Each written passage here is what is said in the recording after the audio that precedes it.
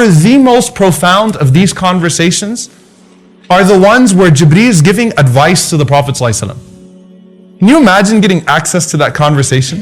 Sayyidul Malaika, the chief of the angels, gives advice to Sayyidul Waladi Adam, to the chief of mankind.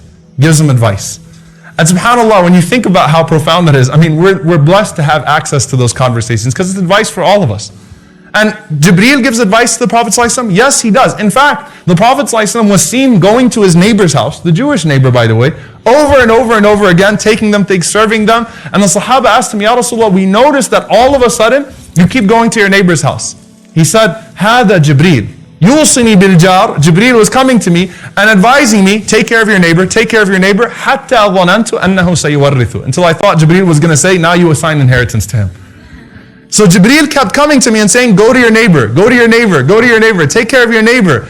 You know, subhanAllah, serve your neighbor. And this is beautiful because that's a cornerstone of every religion, right? Love thy neighbor, right? This is a part of our faith as well. That Jibreel, that's what he says to him over and over and over again.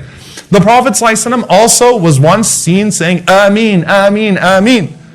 And Sahaba said, Ya Rasulullah, why are you saying Ameen? He said, well, Jibreel was making dua. And Jibreel made dua against three people. The one whose parents reach old age and he doesn't honor them. Jibreel said, Raghima anfu. You know, subhanAllah, Jibreel made dua against that person, may be humiliated.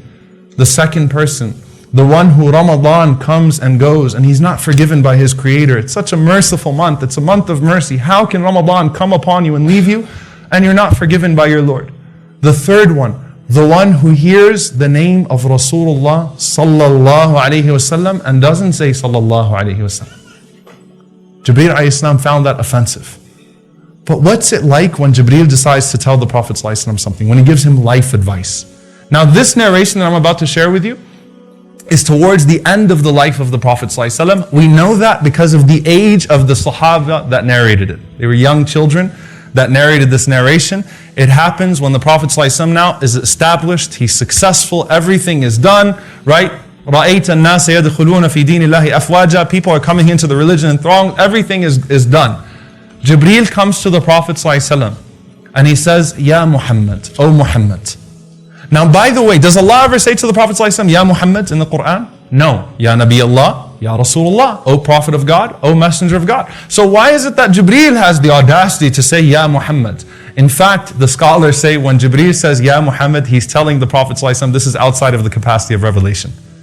What I'm about to say to you is from me, Jibreel, to you, Muhammad. So that's the only time he doesn't say Ya Rasulullah is when I want to tell you something just between me and you now. Okay? So he says, Ya Muhammad. 5 advices here. عِشْ مَا شِئْتَ فَإِنَّكَ مَيِّتٌ. Live as you will, but know that one day you're going to die. One day you're going to die. He says, وَحْبِبْ مَا شِئْتَ فَإِنَّكَ مُفَارِقُ. Love whom you will, but know that one day you will be separated from that person. So the first ones, don't get attached to this world. Your purpose lies beyond this world. Don't get attached to people of this world, because eventually they will leave you and you will leave them.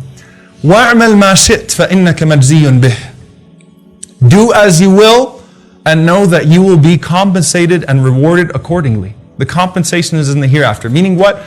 Everything comes in the hereafter. All the reward comes in the hereafter. Keep doing what you do and know that the reward is in the hereafter. So the first one, عِشْ مَا شِئْتَ فَإِنَّكَ مَيِّتٌ. Live as you will, but know that one day you're going to die. وَحْبِبْ مَا شِئْتَ فَإِنَّكَ مُفَارِقُ. Love who you will, but know that one day you will be separated from that person. وَاعْمَلْ مَا شِئْتَ فَإِنَّكَ مَجْزِيٌّ بِهِ. Do as you will, and know that one day you will be rewarded accordingly.